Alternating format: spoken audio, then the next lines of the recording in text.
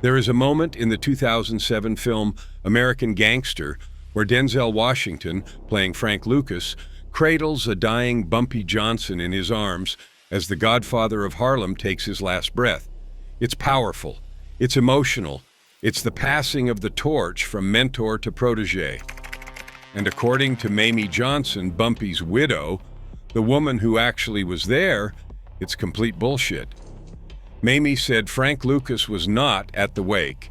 He was not at the funeral. I don't know where he was, but he was not there. She was 93 years old when she said that, sharp as a knife, furious, and determined to expose every lie Frank Lucas had told about her husband before she died.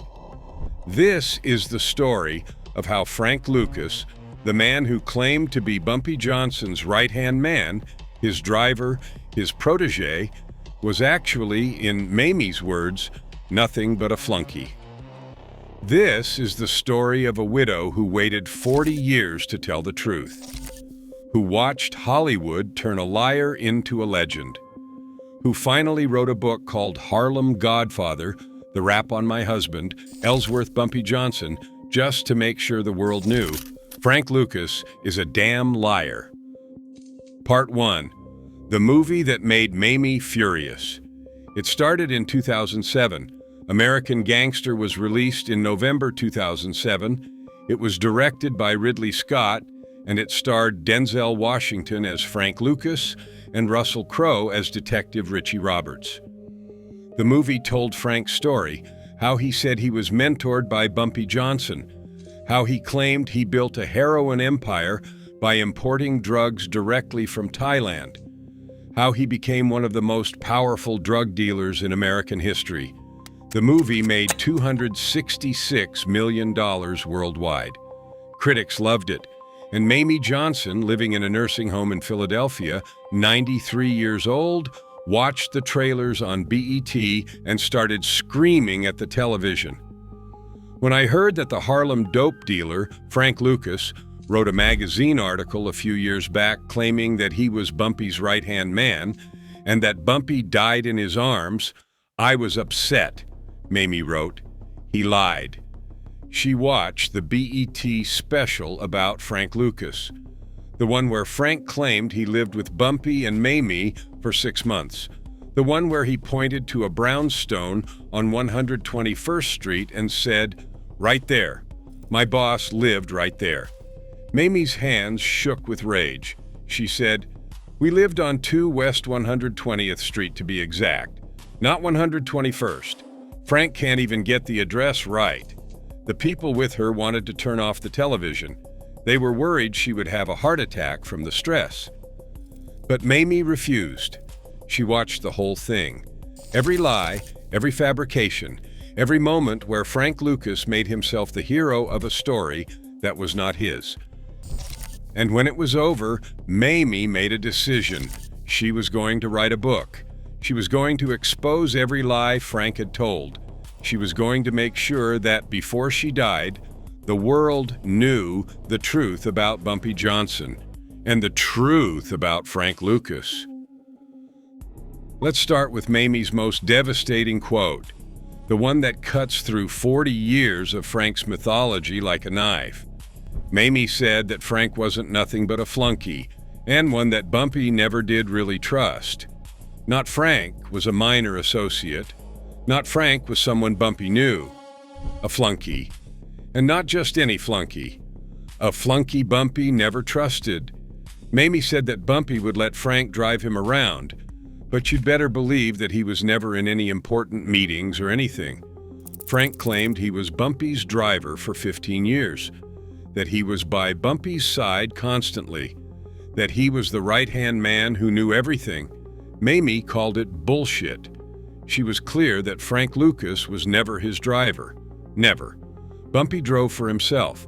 The only people who used to drive a little bit, and that was back in the 1930s, were Freddie Parson and J.J. She said she thought Frank drove him only 2 times, and on one of those times somebody threw a brick in the car. He was never Bumpy's driver, especially not for a 15-year stretch. 2 times. Not 15 years. 2 times. And during one of those 2 times, someone threw a brick at the car. That suggests that even the few times Frank was around, things went wrong. Mayme continued, "The real relationship between Bumpy and Frank was basically that Frank was just a person who would hold Bumpy's coat and follow him around. He was very distant, very poor, and he had no real relationship with Bumpy. Hold his coat, follow him around. That's it. That's the extent of Frank's relationship with Bumpy Johnson, according to the woman who lived with Bumpy for 20 years. Frank was not the protege. He was not the right-hand man. He was not the heir to the throne. He was the guy who held the coat." Part 3. Frank Lucas never spent one night in my house. Frank claimed he lived with Bumpy and Mayme for 6 months. He said it in interviews, in the movie, and on television.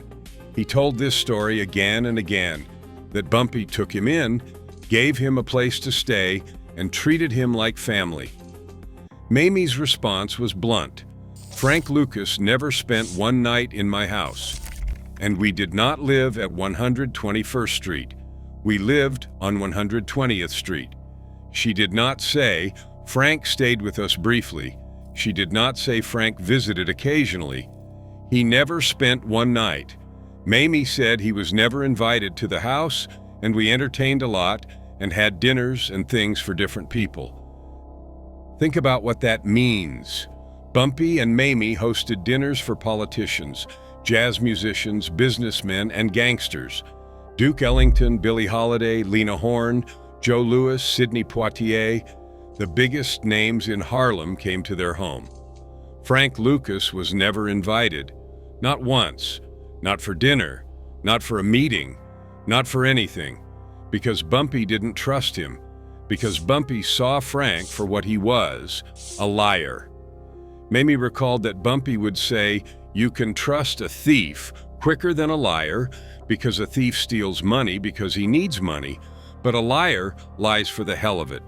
Frank Lucas lied for the hell of it, and Bumpy knew it. Part 4. Frank was not there when Bumpy died. This is the big one. The lie that made Mayme the angriest. Frank Lucas claimed he was with Bumpy when he died. That Bumpy collapsed in his arms. That Bumpy's last words were instructions to Frank about how to run things. It is the emotional climax of American Gangster, the moment when the torch is passed from one generation to the next. And it never happened. Mayme said, Frank Lucas was not at the wake. He was not at the funeral. I do not know where he was, but he was not there. Here is what actually happened on July 7th, 1968. Bumpy and Mayme watched the Lawrence Welk show together that evening. Then Bumpy decided to go out with his childhood friend, Junie Bird. They went to Wells Restaurant on 7th Avenue in Harlem. Bumpy ordered his usual chicken, grits, coffee. He was eating when he suffered a massive heart attack. He collapsed. Another childhood friend, Finley Hoskins, was there. Junie Bird cradled Bumpy in his arms. Someone called an ambulance. Junie ran to get Mayme. She rushed to the scene. Bumpy was taken to Harlem Hospital. He died on the way. Frank Lucas was nowhere to be found. Mayme said, "It was Junie Bird that came and got me.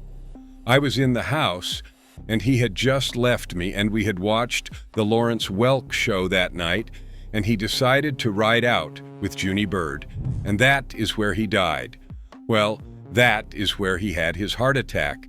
He died on his way to Harlem Hospital, not in Frank's arms, not after giving Frank instructions, not passing the torch. Bumpy died with his childhood friends by his side. His wife arrived moments later. Frank Lucas was not there. From what I read," Mayme added, "Frank was out of the country in 1968. Not even in New York. Not at the restaurant, not at the hospital, not at the wake, not at the funeral. And yet Frank told the world he was there. That Bumpy died in his arms. That he was the last person Bumpy spoke to. Why? He figured everyone who was around Bumpy at the time is now dead. Mayme said. Junie Bird is gone, Nat Pettigrew is gone, Sonny Chance is gone, and Finley Hoskins is gone. Frank would never have said any garbage like that if one of them were alive, because he would know they would come after him. Frank waited until all the witnesses were dead. Then he started lying. I bet he thought I was gone too, Mayme said. But I am not. I am 93 and I do not have Alzheimer's or dementia. Frank Lucas is a damn liar, and I want the world to know it. Part 5. Why Frank lied. So why did Frank Lucas lie about everything? Why claim he was Bumpy's right-hand man when he was barely in the room? Why claim he lived with Bumpy when he was never invited to the house? Why claim Bumpy died in his arms when he wasn't even in the country? Because Frank needed Bumpy's name to legitimize his own story. Frank Lucas did build a heroin empire in the late 1960s and early 1970s. He did import drugs directly from Thailand. He did make millions of dollars. He was a successful drug dealer. But he was not interesting. Drug dealers are a dime a dozen. The story of guy from North Carolina moves to New York and sells drugs is not compelling. It is not a movie. It is not a legend. But if Frank could tie himself to Bumpy Johnson, if he could make people believe he was mentored by the Godfather of Harlem, if he could convince Hollywood that he inherited Bumpy's empire, then suddenly Frank's story becomes epic. It becomes American Gangster. So Frank lied, repeatedly, systematically, about every detail of his relationship with Bumpy Johnson. He lied about being Bumpy's driver. He lied about living with Bumpy. He lied about being at important meetings. He lied about being Bumpy's right-hand man. He lied about Bumpy dying in his arms. He lied about everything.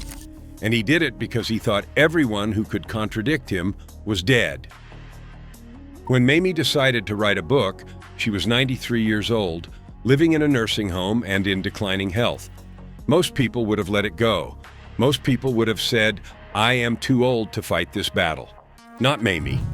She enlisted author Karen E. Quinones Miller, who had known Bumpy when she was a child growing up in Harlem, to help her write Harlem Godfather, the rap on my husband, Ellsworth Bumpy Johnson. But there was a problem. Publishing houses wanted to wait until late 2008 or 2009 to release the book. That was too long. Mayme did not know if she would live that long. So Karen decided to self-publish through her own company, Ocean Publishing. Karen said that Mayme Johnson wanted to dance the Charleston at the book launch party, and Karen wanted to make sure that would happen. But self-publishing costs money, money that Mayme did not have. So Karen set up a website, explained the situation, and asked people to pre-order the book, to send $10 for a signed copy of a book that had not been written yet. 300 people, most of whom had never met Mayme or Karen, sent money. 300 people who believed in Mayme's mission, who wanted the truth to come out, and who were willing to support a 93-year-old widow's fight against Hollywood's lies. African-American media personalities who did not know Mayme promoted the book on their shows. Radio DJs, bloggers, and journalists spread the word. Mayme Johnson is writing a book. Mayme Johnson is telling the truth about Frank Lucas. Support her. And people did. Frank is a liar, Mayme told everyone who would listen. He was never more than a flunky to my husband. He's only saying those lies because he thought that everyone who'd remember was dead. Guess what, Frank? I'm very alive, and I'm calling you out. Harlem Godfather was published in February 2008. It was the first and only complete biography of Bumpy Johnson, written by the woman who knew him better than anyone, the woman who lived with him for 20 years, the woman who was by his side through prison sentences, gang wars, and everything in between. The book did not just expose Frank's lies, It told Bumpy's real story, how he came to Harlem from South Carolina as a teenager, how he fought his way up from nothing, how he survived gang wars with Dutch Schultz and Lucky Luciano, how he became the most powerful man in Harlem. It detailed his relationships with Harlem's elite, Duke Ellington, Billie Holiday, Lena Horne, Joe Louis, Sidney Poitier, Ethel Waters, Sugar Ray Robinson. These were not just names Bumpy knew, these were his friends, people who came to his house, people who trusted him. It explained Bumpy's philosophy, that he was not just a criminal, he was a protector, that he kept the Italian mob from completely taking over Harlem, that he negotiated peace between street gangs, that he paid rents for families who could not afford it, that he organized Thanksgiving turkey giveaways for the poor. Bumpy was complicated, violent, intelligent, generous, ruthless, a man of contradictions. But according to Mayme, he was one thing above all else, loyal to Harlem. And Frank Lucas, who flooded Harlem with heroin so pure it killed hundreds of people, was the opposite of everything Bumpy stood for. Part 8. The Evidence. The timeline alone proves Frank lied. Frank claimed he was Bumpy's driver and right-hand man for 15 years. But Bumpy Johnson went to prison in 1952. He was sent to Alcatraz. He did not get out until 1963. That is 11 years. Bumpy died in 1968, 5 years after his release. So unless Frank was somehow Bumpy's driver while Bumpy was in Alcatraz, which is impossible, the 15-year claim is a lie. Even if we are generous and say Frank met Bumpy around 1950 and Bumpy died in 1968, that is 18 years total. Minus the 11 years Bumpy was in prison, that leaves 7 years. Not 15. 7. And according to Mayme, Frank was not around during those 7 years either. He was a peripheral figure, someone who held coats and followed Bumpy around from a distance. Mayme said, Bumpy had friends like Nat Pettigrew, Junie Bird, Sonny Chance, the Capuzza brothers, and all them people like that. Frank Lucas did not fit into that circle. The real people Bumpy trusted were Junie Bird, Nat Pettigrew, and Finley Hoskins. They were the ones at Wells Restaurant when he died. They were the ones at the wake and the funeral. Frank Lucas was nowhere to be found. Part 9. Mayme's Final Word. Mayme Johnson died on May 1st, 2009 in Philadelphia. She was 94 years old. She died knowing she'd accomplished her mission. The book was published. The truth was out. Frank Lucas had been exposed as a liar. 2 days before she died, she received word that a film company was negotiating to purchase the rights to Harlem Godfather. She was tickled pink to tell people she was an author at age 93, said her friend Henry Perkins. Boy, it really made her proud to finally get that book done. Mayme's last public statement about Frank Lucas came in a 2007 interview. That's why I'm writing this book after all this time. Hollywood should be ashamed of yourself. And if it was Frank Lucas that told Hollywood those lies, Mr. Lucas, you should hang your head. Frank Lucas died on May 30th, 2019, at age 88. He never publicly admitted he lied about Bumpy Johnson. He never apologized to Mayme. He never corrected the record. He took his lies to the grave. But Mayme had already won, because the truth, documented in her book, preserved in her interviews, and spread by the people who believed her, outlived Frank's lies. You might be wondering, why does this matter? Frank Lucas is dead. Mayme Johnson is dead. Bumpy Johnson died over 50 years ago. Why does it matter that Frank lied? It matters because legends are built on lies. And when lies become legends, they erase the truth. Frank Lucas's lies did not just inflate his own importance. They diminished Bumpy Johnson's legacy. They made Bumpy look weak. like a man who mentored the person who would destroy his community, like a man who died and immediately was forgotten, replaced by his protege. That is not what happened. Bumpy died with his childhood friends by his side. He died loved and respected by Harlem. He died knowing he had protected his neighborhood for 30 years. Frank Lucas did not inherit Bumpy's empire. Frank built his own empire, an empire of heroin that poisoned the same streets Bumpy had protected. And when Frank tried to claim he learned everything from Bumpy, when he tried to make himself the heir to the Godfather of Harlem, he was spitting on Bumpy's grave. Mayme Johnson, 93 years old, living in a nursing home with nothing to gain except the truth, made sure that did not stand.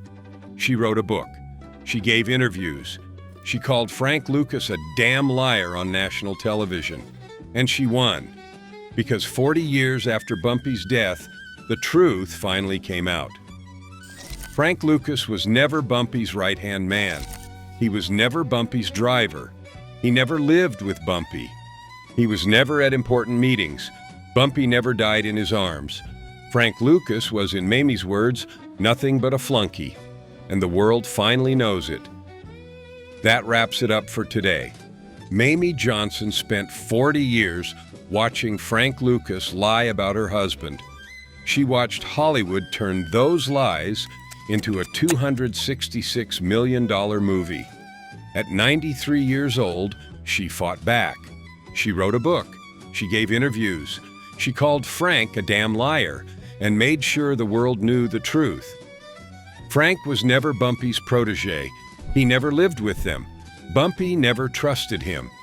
Bumpy did not die in Frank's arms. He died with his real friends by his side while Frank was out of the country. Sometimes the most important stories are not about the criminals who lie. They are about the widows who tell the truth. If this story hit you, drop a comment below. Subscribe for more stories where the truth fights back against Hollywood's lies. See you in the next one.